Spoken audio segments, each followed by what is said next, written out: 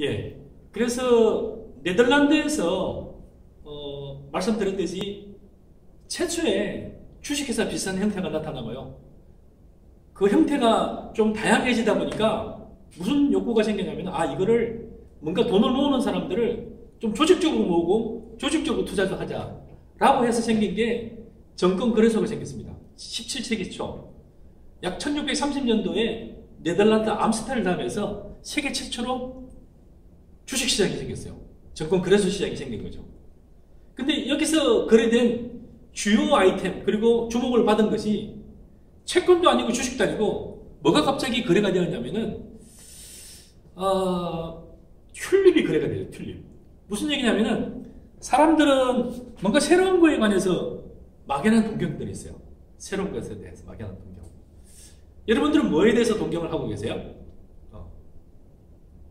결혼을 아직 안 한 사람들은 결혼을 해서 환상적인 뭔가를 꿈꾸기도 하고, 또 해외여행을 아직 않은 분들은 버킷리스트 첫 번째가 이런 나라를 여행했으면 좋겠다고 하기도 하고, 돈을 많이 안 번 사람은 돈을 어마어마하게 벌어서 돈방석에 잤으면 좋겠다 하기도 하고, 또 뭐 유명해지는 TV 드라마나 스타들을 보면서 나도 꿈에서라도 저렇게 큰 대스타가 되었으면 어떻게 하는 꿈을 꾸기도 하고, 교수들 같은 경우도 로망이 뭘까요? 얼마 전에 어떤 동기들을 만났더니 그 동기의 선배가 최근에 어느 책을 써가지고 돈을 되게 많이 벌었대요.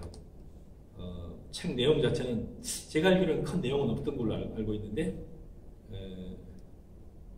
무슨 책이었냐면요, 아프니까 청춘이라는 어떤 모 교수가, 그분이 원래 서울법대를 졸업하시고 전공을 뭘로 하셨냐면, 서울법대를 졸업하면 유명한 판검사가 되었을 텐데 그게 아니라 가정관리학으로 박사를 해가지고 서울대 가정관리학과 교수가 됐어요. 김난도라는 교수님인데, 그분이 아프니까 청춘이라는, 저도 궁금해서 다 읽어봤는데 내용이 아무것도 없어요. 근데 그 책을 통해 가지고 수십억 원의 인세를 받았다는 그런 얘기가 있더라고요. 그래서 동료들을 만났는데 그 친구가 밥을 샀대요. 어쨌든 우리 교수들 같은 경우도 내가 좀 책 좀 써가지고 베스트셀러 좀 내면 어떡하는 그런 꿈도 가지고 있어요. 그래서 우리 옛날에 그런 책들 있잖아요. 뭐 성문 기본 영어라든지 무슨 민법 총칙이라든지 수학의 정석이라든지 이런 거 좀 내가지고 떼돈 좀 벌었으면 좋겠다 하는 그런 생각도 가끔은 해봅니다만, 어쨌든 사람들은 호기심이라든지 뭔가 새로운 것에 관한 막연한 동경을 하게 됐는데요. 이때 당시 1930년도에 사람들의 눈에 들어온 게 뭐였냐면은, 약간의 네덜란드가 이제 경제적으로 풍요해지면서, 네덜란드라는 나라는 약간 이게 수면보다 약간 아래여가지고 항상 뭘 했냐면요, 물을 맞고 또 꽃을 재배하고, 꽃 중에서도 사람들의 눈에 들어온 게 튤립이라는 게 있는데, 난초 아시죠? 난초 한 포기가 가격이 얼마쯤 하나요, 여러분? 여러분이 알고 있는 난초의 가격은 얼마인지 잘 모르겠지만, 난초 한 촉이라 그래야 돼요?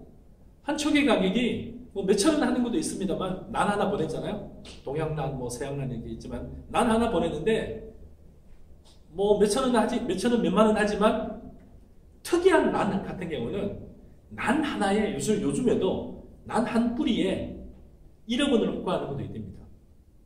이때 당시 네덜란드 1630년대에 사람들이 관심을 가지고 막 열풍을 부린 게 뭐냐면요, 처음에 튤립에 관심을 가졌어요. 튤립 중에서도 예를 들어서 한 묶음에 1달러였어요. 근데 어느 순간에 좀 특이하고 모양이 좀 다른 거는 1달러가 아니라 5달러가 되기도 하고, 하나에 한 묶음이 아니라 경우에 따라서는 50달러 하기도 하고. 그래서 사람들이 이제 어느 순간에 튤립을 모으기 위한 또 새로운 특이한 튤립에 관해서 투자를 하기엔 투자 일풍이 불기 시작했어요. 이게 이제 어디서 거래가 되냐면 암스테르담 주식시장에서 거래가 되기 시작합니다. 시장에서 거래가 되기 시작합니다. 사람들이 새로운 게 딱 나오면은 가격을 경매를 하기도 하고 거래를 하기도 하고, 결국에는 이게 하나에 한 뿌리가 얼마까지 올라갔느냐 하면요, 얼마까지 올라갔을 것 같아요? 튤립 한 뿌리가 그때 당시 집 한 채가 2만 달러, 3만 달러에 안 됐는데, 튤립 한 뿌리가 5만 달러가 된 거예요. 오늘날 가격으로. 그 튤립 하나가 한 묶음에 1달러였던 게 얼마가 된 거죠? 몇 배가 올라갔을까요? 그래서 수천 배가 올라간 거죠. 근데 어느 순간에 사람들이 야, 튤립이 이 정도는 너무 비싼 거 아니냐? 라고 생각하면서 튤립을 팔기 시작했어요. 팔기 시작했어요. 튤립이 가격이 급등한 기간은 약 2년 반 정도 돼요. 폭락하는 기간은 불과 한두 달 사이에 하늘 높이 올랐던 가격이 쓰레기통이 된 거예요. 그러니까 나중에 이만큼이 1달러도 아무도 안 사가는 거죠. 5만 달러로 했던 튤립 한 포기가 얼마 되는 거죠?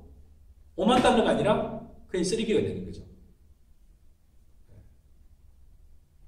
가격이 올라가는 시절에는 가치가 올라간 것은 가치와 가격에 대한 비교를 많이 해요.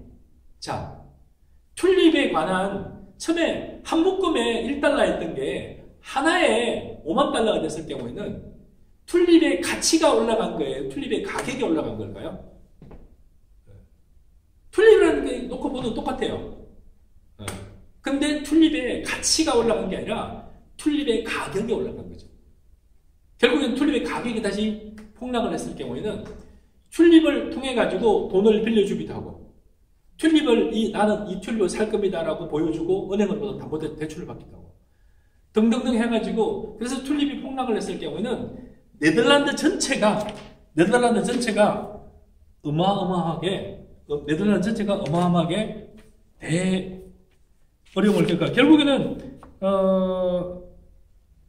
1930년 30년 중반 30년 초중반 31년 2년부터 시작해가 결국에는 37년에 대폭락을 했어요. 36년에 정결 보이다가 그래서 결국에는 사람들이 팔기 시작했는데 왜 팔기 시작했는지도 또 아무도 몰라요.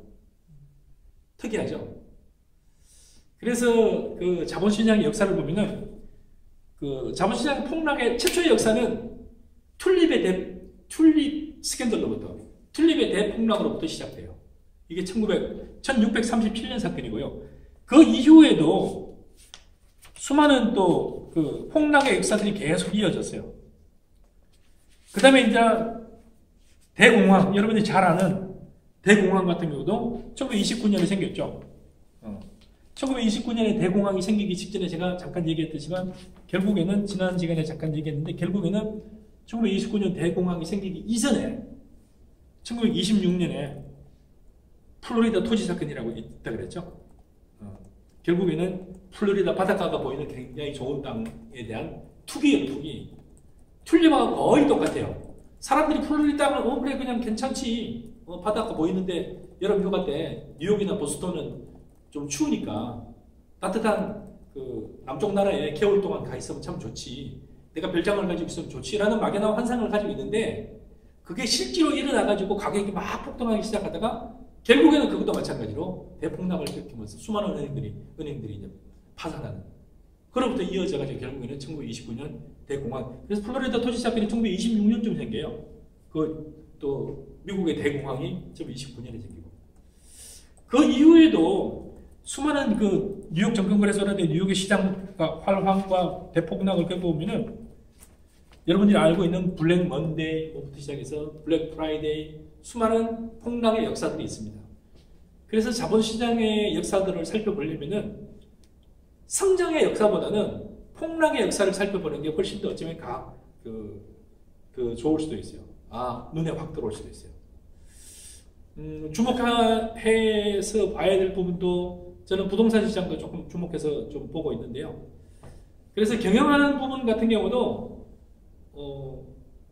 관성과 변화를 어떻게 좀 조화를 할 거냐 하는 문제인데 옛날에 그런 게 있잖아요. 우리가 나름대로 자본주의가 발달하게 된 게 분업과 전문화잖아요. 그죠? 전문화라는 얘기는 특정한 부분에 계속해서 몰입해서 집중한다는 얘기인데 그 용어가 요즘에는 많이들 이제 좀 퇴색한 게 아닌가. 만약에 예를 들어서 텔레비전은 브라운관을 만드는 사람이 계속 브라운관에 집중을 하면 어떻게 될까요? 근데 브라운관은 더 이상 텔레비전이 없어요. 근데 나는 브라운관에 계속 집중을 할까 하면 어떻게 됐을까요? 아마도 브라운관을 만드는 회사는 파산했겠죠. 그래서 전문화라는 부분하고 집중이라는 부분은 조금 달라요. 그래서 집중이라는 부분을 융통성 있게 바라봐야 돼요. 그래서 특히 이제 기업을 하시는 분하고 기업을 컨설팅 하는 부분에서는 전문화나 집중하는 부분하고 나름대로 시장의 변화라는 건 뭐죠? 우리가 예를 들어서 여러분 요즘에 가서 시장에 가서 텔레비전은 잘 안 사겠습니다. 뭐 냉장고라든지 어떤 전자제품을 사러 가보셨는지 모르겠지만 뭐 전자제품 사는 데가 몇 군데가 있죠? 뭐 LG전자, 뭐 삼성전자, 뭐 하이마트는 최근에 롯데로 넘어갔죠. 롯데, 하이마트 등등 있는데 제가 최근에 가서 이제 조그마한 냉장고를 하나 살 일이 있어서 갔는데 굉장히 고민스러웠어요. 삼성자가 붙어 있기도 하고 LG자가 붙어 있기도 하고 이름 모를 글자가 붙어 있어요. 삼성이나 LG가 붙어 있으면 예를 들어 조그마한 냉장고 같은 경우는 어떤 거는 60만 원이고 90만 원이고 70만 원인데 어떤 거는 49만 원이에요. 이런 거는. 근데 삼성이라는 글자가 붙어 있어서 조금 LG라는 글자가 우리나라 제품이 붙어 있어서 조금 비싼데 요즘에는 옛날에는 그냥 그나마 삼성 LG가 낫겠지 하고 사왔는데 요즘에는 되게 망설여져요. 이유가 뭘까요? 삼성과 LG의 브랜드만 붙였지 만드는 데는 어디일까요? 만드는 데는 인도네시아, 말레이시아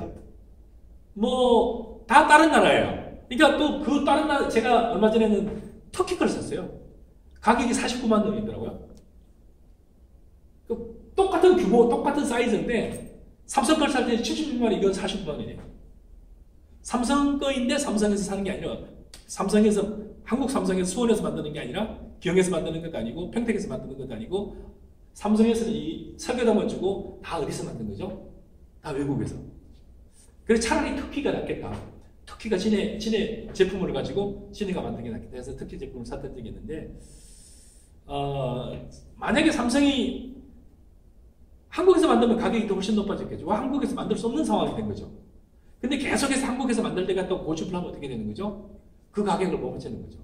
79만 원도 못 맞추고 아마 100만 원도 넘어야 되지 않을까. 왜냐면 한국의 임금 수준이라든지 물가 수준이 어마어마하게 높잖아요.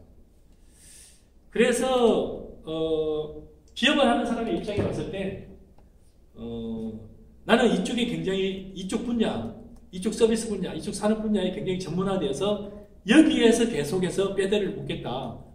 집중되어 있는 회사라고 하는 게 중요한 것이 아니라 제가 잠깐 얘기했지만 1차 산업, 2차 산업, 3차 산업, 4차 산업. 지금은 3차 산업으로 넘어와 있고 인터넷이라든지 모바일 넘어와 있죠. 거기다가 결국에는 4차 산업까지 연결돼서 4차 산업에 있는 부분인데 이 부분들하고 같이 생각해가지고 내가 하고 있는 산업이 산업 트렌드 변화와 관계없이 계속 유지가 가능한 기업인지 산업이 변화하고 산업만 변화하는 게 아니에요. 그죠?